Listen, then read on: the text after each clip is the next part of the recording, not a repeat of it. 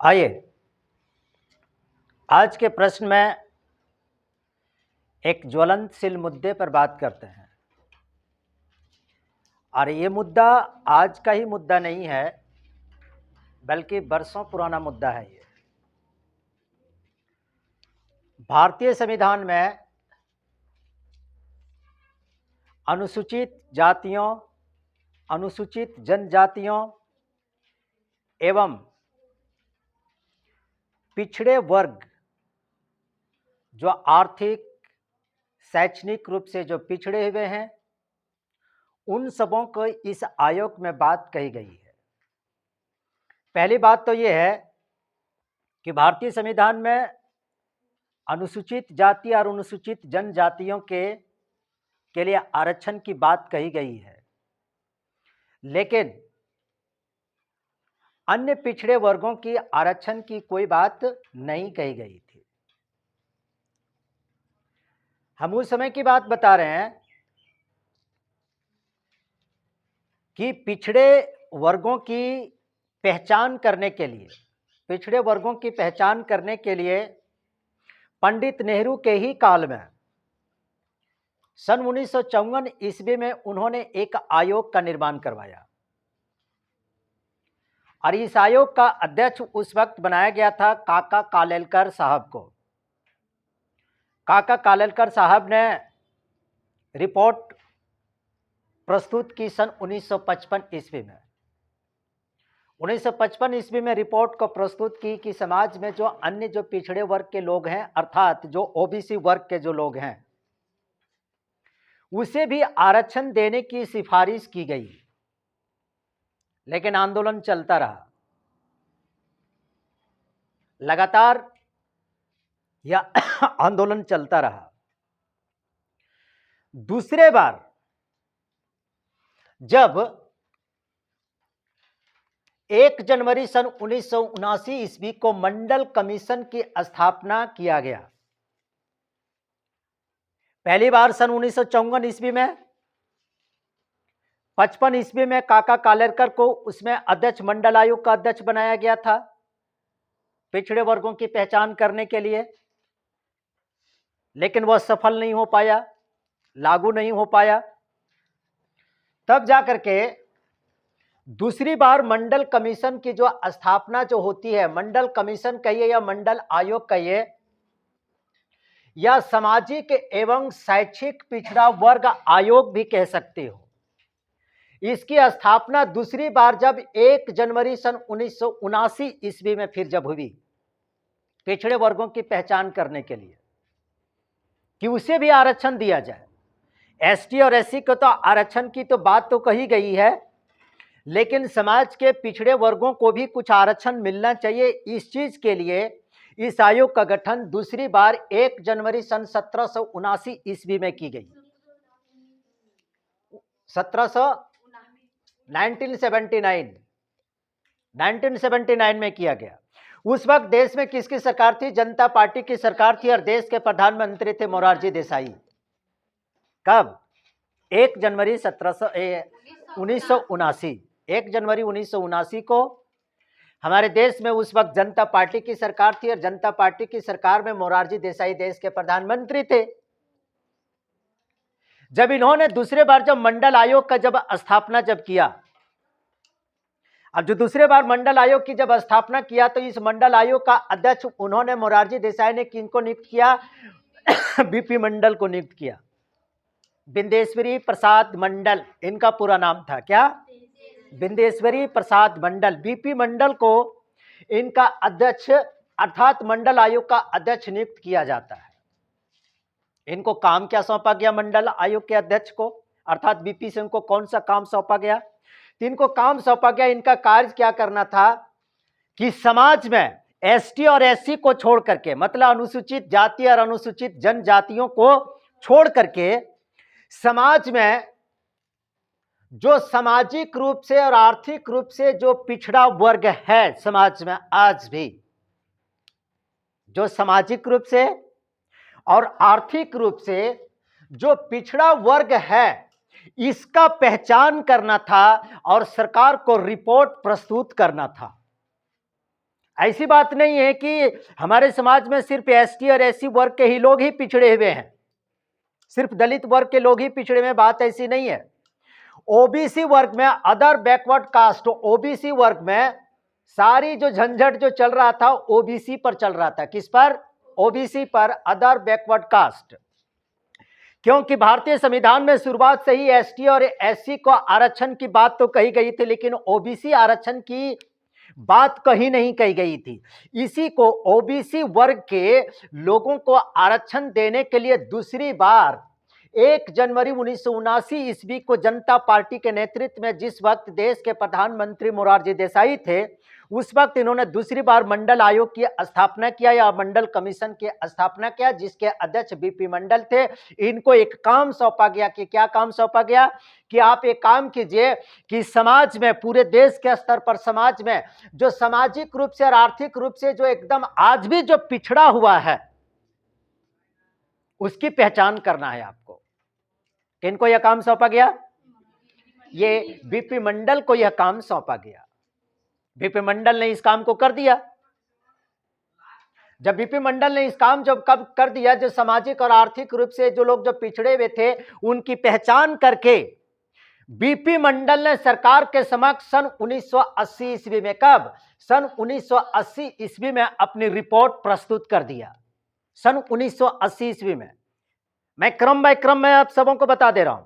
सन 1980 ईस्वी में बीपी मंडल ने अपना रिपोर्ट को जारी कर दिया, रिपोर्ट को प्रस्तुत कर दिया।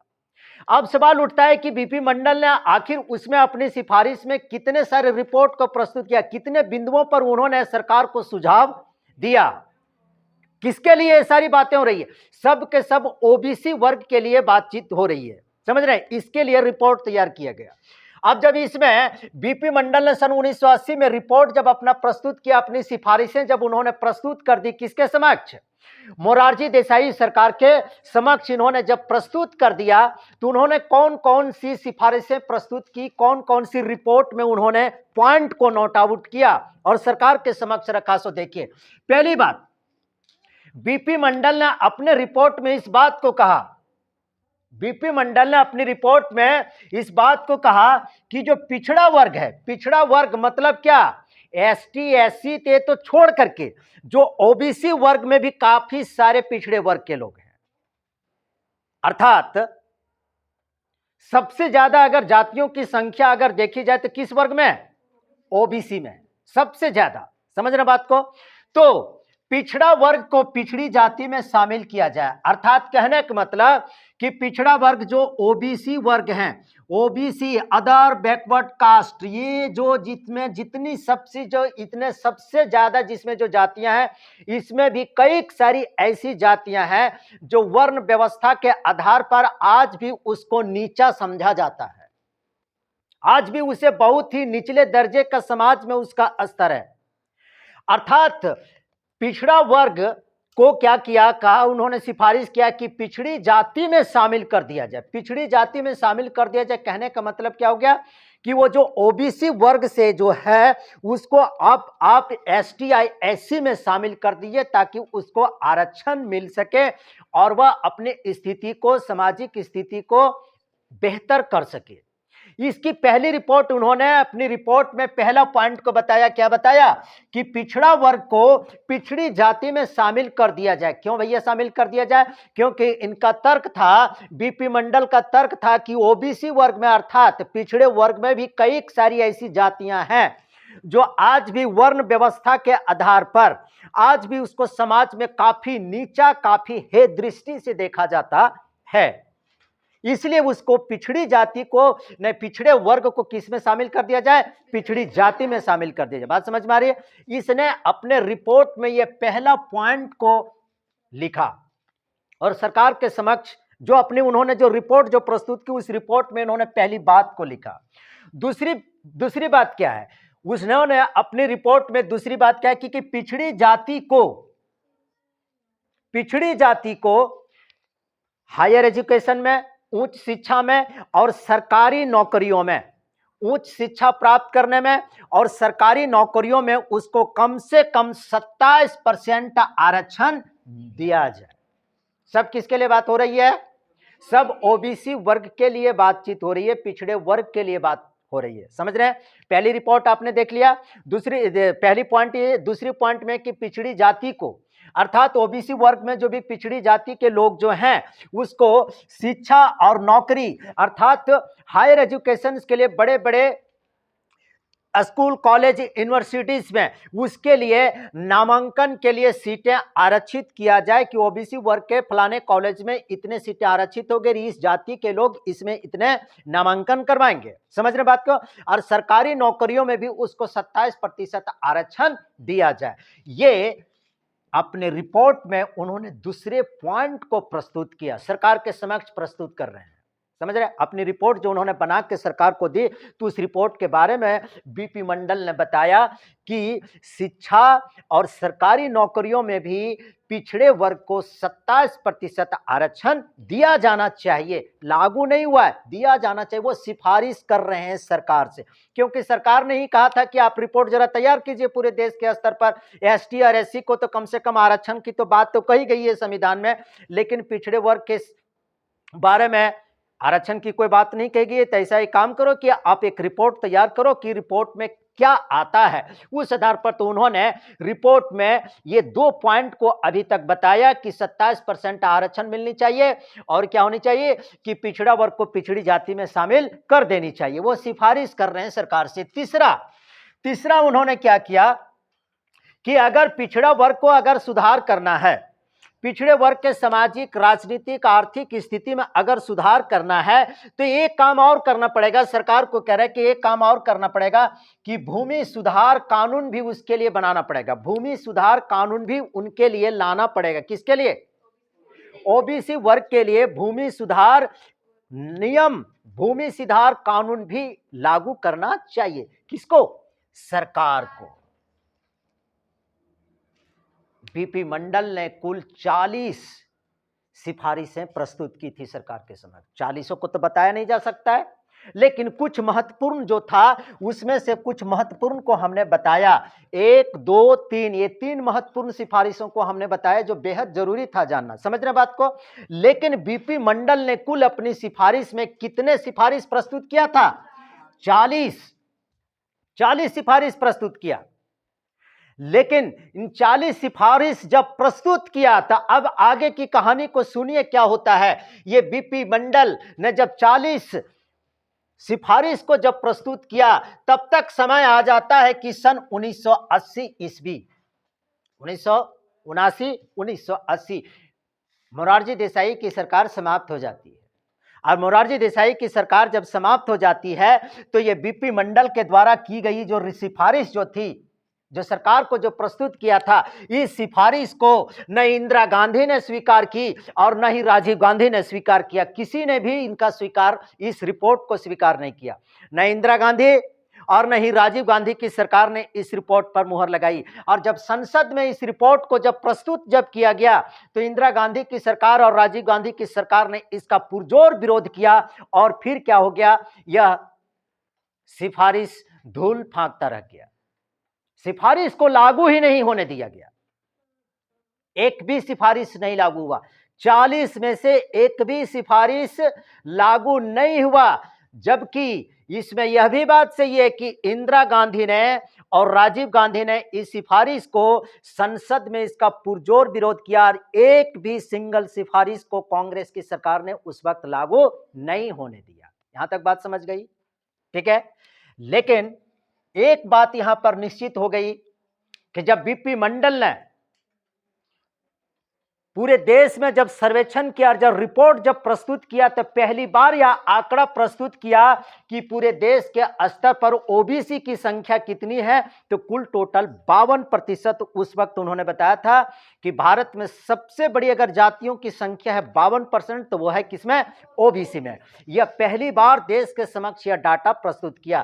खैर जो भी हो, इन 40 सिफारिशों में से कांग्रेस की सरकार ने, न इंदिरा गांधी की सरकार, न ही राजीव गांधी की सरकार ने एक भी सिफारिश को लागू नहीं किया।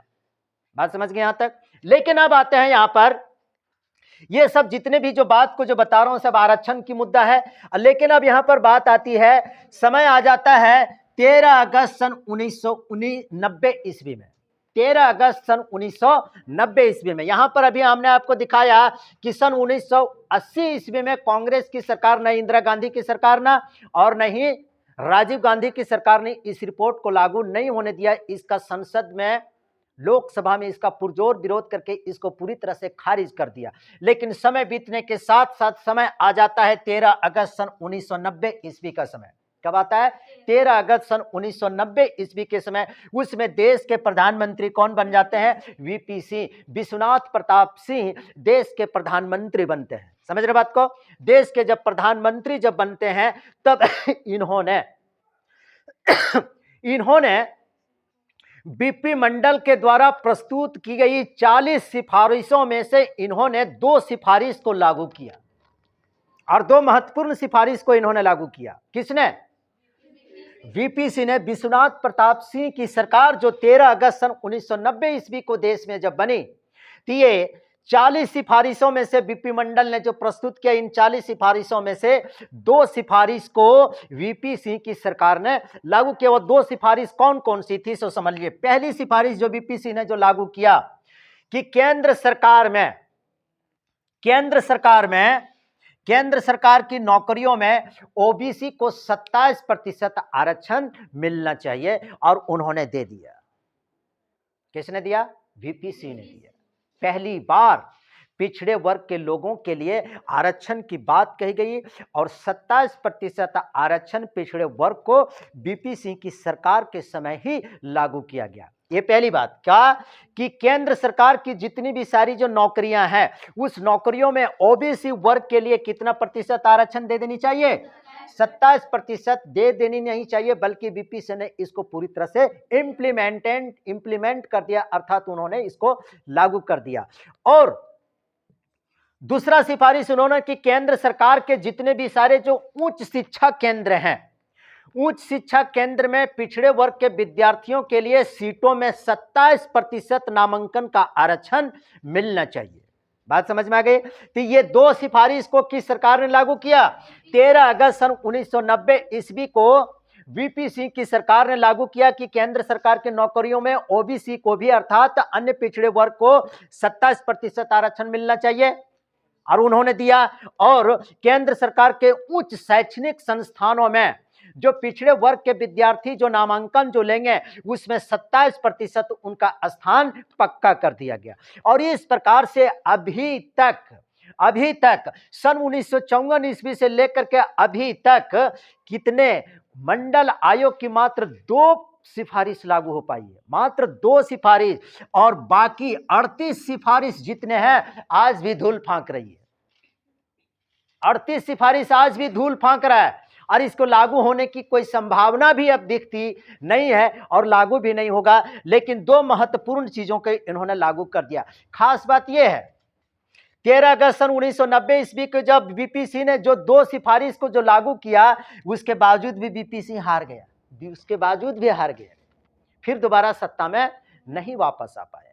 लेकिन इतना भी जान लीजिए, जब वीपी सिंह ने केंद्र सरकार की नौकरियों में अन्य पिछड़े वर्ग को 27% आरक्षण जब लागू किया और केंद्र के उच्च शिक्षण संस्थानों में 27% का जब आरक्षण जब लागू किया, जानते हो ना, देश में दंगा भड़क गया था, लाठीचार्ज हो गई थी। कई सारे देश में जगह जगह पर छात्रों ने तो इसमें आत्महत्या करने के लिए शुरू कर दिया था, आत्महत्या, सुसाइड करना शुरू कर दिया था विद्यार्थियों ने। इसका वजह क्या था जानते हैं? इसका वजह यह था, इस चीज को मैं भी बता देता हूं। इसका वजह यह था, 38 सिफारिशें तो लागू नहीं हुई और लागू होगी भी नहीं, लेकिन जो वीपी सिंह की सरकार ने 2 सिफारिश को लागू किया और देश में जो अराजकता की जो स्थिति जो बन गई, जगह जगह पर आगजनी फैल गई, जगह जगह पर दंगे भड़क गए, विद्यार्थियों ने पुरजोर इसका आंदोलन करना शुरू कर दिया। कई सारे विद्यार्थियों ने आत्महत्या करने की भी कोशिश करने लगे। इसका वजह क्या था जानना चाहेंगे? इसका वजह ये था, इस बात को मैं आपको बता देता हूं। इसका वजह था कि बीपी सरकार ने जो 27% आरक्षण उच्च शिक्षा में और सरकारी नौकरियों में जो दिया था ना, मोरारजी देसाई की सरकार ने देश के स्तर पर पिछड़े वर्गों की पहचान करने का जो आधार जो उन्होंने जो बनाया था सन 1931 के जनगणना के आधार पर, सन 1931 के जनगणना के आधार पर हमारे देश में पहली बार हमारे देश में जब सन 1931 में जब जनगणना जब किया गया था ना, तो उसमें जब जनगणना किया गया था तो एसटी, एससी और ओबीसी और यहां पर 1931 से लेकर के अभी बात हो रही है सन 1980 ईस्वी की बात हो रही है। कितने वर्षों की गैप की बात है? कितने वर्ष की गैप की बात है जी? 1931 से लेकर के 1980, लगभग 50 साल का वर्ष की बात है ना जी। अब बात रहते हैं कि सन हमारे देश में जनगणना जो सन 1931 ईस्वी में हुई थी, इस आधार पर इन्होंने इस रिपोर्ट को, बीपी मंडल ने इस रिपोर्ट को तैयार किया था। किस आधार पर? इस आधार पर 1931 की जनगणना के आधार पर बीपी मंडल ने इस रिपोर्ट को जारी किया था। क्या? कि देश में, हमारे देश में 52% ओबीसी की संख्या है। अब यहां पर बात, यहां पर दंगा कैसे भड़क गया ये सिफारिश लागू होने के बाद? क्योंकि उन लोगों का यह कहना था कि बीपी मंडल ने जो सिफारिश जो प्रस्तुत किया है सन 1931 के जनगणना के आधार पर, सन 1931 से लेकर के 1980 ईस्वी तक लगभग 50 वर्ष या 49 वर्ष के दौरान जो ओबीसी वर्ग, जो अन्य पिछड़े वर्ग के लोग जो हैं, कई सारे लोग क्या हो गए, 1980 तक आते आते जो पिछड़ा होगा वह संपन्न बन गया होगा। 50 वर्षों के दौरान वह संपन्न बन गया होगा। जो सामाजिक रूप से जो पिछड़ा होगा वह भी संपन्न बन गया। जो आर्थिक रूप से जो पिछड़ा हुआ होगा 1931 में, कोई जरूरी है कि 1950 में वह गरीब ही रहेगा, वह संपन्न हो गया होगा। इस प्रकार से 1931 से लेकर के 1980 के बीच में कई सारी जातियों में संपन्नता आ गई। आर्थिक रूप से, शैक्षणिक रूप से, सामाजिक रूप से, सभी स्तर से वे लोग संपन्न हो गया। समझ रहे बात को? और संपन्न जब हो गया तो इस संपन्नता के आधार पर वो संपन्न भी हो गया और इधर इसको आरक्षण का लाभ भी मिल गया। इसके लिए पूरे देश के स्तर पर विद्यार्थियों ने इसका बहुत बड़ा विरोध करना शुरू कर दिया था। इन सारी बातों को आप समझ गए कि मंडल आयोग क्या था, समझ रहे हैं? इस पर काफी ज्यादा देश में कोहराम मचा हुआ था। अब मैं इस पर एक अपनी बात बताता हूं। मैं आरक्षण का विरोध तो नहीं करता, आरक्षण मिलना चाहिए, लेकिन आरक्षण अभी जो सिर्फ क्या है, किस पर आधारित है? आरक्षण जो मिलता है किस पर? जाति के आधार पर। क्या? जाति के आधार पर जो आरक्षण का जो अभी जो प्रावधान है, मात्र जाति के आधार पर। तो ये जाति के आधार पर मैं आरक्षण का समर्थन मैं नहीं करता हूं। आरक्षण मिलनी चाहिए, जरूर आरक्षण लोगों की मिलनी चाहिए, आरक्षण मिलनी चाहिए, लेकिन किस आधार पर? जाति के आधार पर आरक्षण का मैं समर्थन नहीं करता हूं। कहने का मतलब एसटी, एससी, ओबीसी, ये 3 कैटेगरी में समाज को बांटा गया है। और एक तो और है यू आर अनरिजर्व कैटेगरी, जिसको कोई आरक्षण नहीं है ना जी। अब इसमें तो आरक्षण तो दिया गया है किसके आधार पर? जाति के आधार पर। इसको भी आरक्षण दिया गया है किसके? जाति के आधार पर। मेरा यह कहना है कि मान लेते हैं ओबीसी वर्ग में या तो फिर अनरिजर्व कैटेगरी में, ओबीसी वर्ग में या अनरिजर्व कैटेगरी में आर्थिक आधार पर आरक्षण का मैं समर्थन करता हूं। किस आधार पर? आर्थिक आधार पर। अब मान लेते हैं कोई ब्राह्मण है, कोई राजपूत है, कोई भूमियार है, कोई और है, कोई लाला है, कोई जाट है ना जी। ये सब उच्च वर्ग में आते हैं। कोई जरूरी है कि उच्च वर्ग में आता है तो वह संपन्न भी है। बहुत से उसमें गरीब भी लोग भी है ना जी। अब मान लेते हैं कि एसटी, एससी में आरक्षण का लाभ लेकर के कई सारे लोग क्रीमी लेयर के ऊपर चले गए हैं। क्रीमी लेयर मतलब संपन्नता की लेयर में आ गया है, संपन्न हो गया, उसे आरक्षण की जरूरत नहीं, लेकिन जाति के आधार पर आज भी वह आरक्षण का लाभ ले रहा है। आर्थिक आधार पर जब तक आरक्षण का मुद्दा हमारे देश में जब तक नहीं बनेगा ना, आर्थिक आधार पर, चाहे उसकी जाति कुछ भी हो, उसका धर्म चाहे कुछ भी हो, अगर गरीब है तो उसको आरक्षण मिलना चाहिए, चाहे उसकी जाति एसटी का हो, एससी का हो, ओबीसी का हो, चाहे कुछ भी हो। तो आर्थिक आधार पर आरक्षण की व्यवस्था होनी चाहिए, ना कि जाति के आधार पर। हालांकि जाति के आधार पर भी जो आरक्षण की जो व्यवस्था की गई, वो आरक्षण भी इसके लिए पहली बार में मात्र 10 वर्ष के लिए लागू किया, लेकिन धीरे धीरे धीरे धीरे राजनीतिक लाभ के लिए इसको बढ़ाते जा रहा है, बढ़ाते जा रहा है, बढ़ाते जा रहा है। बात समझ में आ रही बात? डॉक्टर अंबेडकर ने कहा था, एक बात को सुन लीजिए, मैं कोट कर दे रहा हूं। डॉक्टर अंबेडकर ने कहा था कि जिस दिन इस देश के राष्ट्रपति अगर कोई अनुसूचित जनजाति का अगर बन जाएगा, इस देश का राष्ट्रपति अर्थात भारत का राष्ट्रपति जिस दिन अनुसूचित जाति वर्ग के या अनुसूचित जनजाति वर्ग के अगर बन गया, उसी दिन से देश में आरक्षण जाति के आधार पर समाप्त कर देना चाहिए। आज है ना हमारे देश के राष्ट्रपति का अनुसूचित जनजाति वर्ग से है कि नहीं है? तो ये डॉक्टर भीमराव अंबेडकर का यह कोड है, उन्होंने इस बात को कहा था। जाति के आधार पर जो आरक्षण जो दिया कुछ लिमिटेड समय के लिए था, सब दिन के लिए नहीं, लेकिन राजनीतिक लाभ के लिए सरकार इसको समय समय पर इसकी समय सीमा को बढ़ाता जा रहा है। जबकि सच्चाई यह है कि आरक्षण जो मिलना चाहिए किस आधार पर मिलना चाहिए? आर्थिक आधार पर, चाहे उसकी जाति, उसकी धर्म, चाहे कुछ भी हो, अगर वह गरीब है तो उसे आरक्षण का लाभ मिलना चाहिए, लेकिन ऐसा होता नहीं। बात समझ में आ रही बात? चलिए, कोई एक्टिव नहीं रहती हो तुम लोग।